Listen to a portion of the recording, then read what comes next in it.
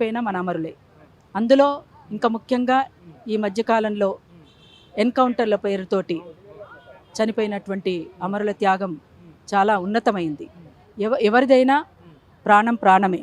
కాబట్టి ఆ అమరులందరికీ ముందుగా నేను వినమ్రంగా విప్లవ జోహార్లు తెలియజేస్తూ జై తెలంగాణ, జోహార్ అమరవీరులకు.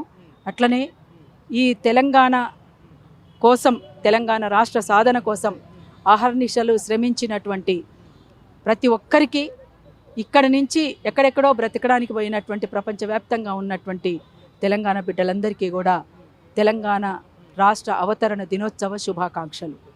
అయితే మీరు అడిగినట్లుగా అమరుల కుటుంబాలకు న్యాయం జరగలేదు, తెలంగాణ ప్రజలకు న్యాయం జరగలేదు.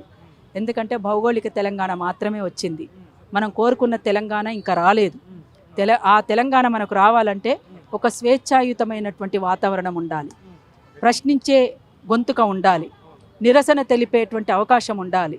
అంతేకాకుండా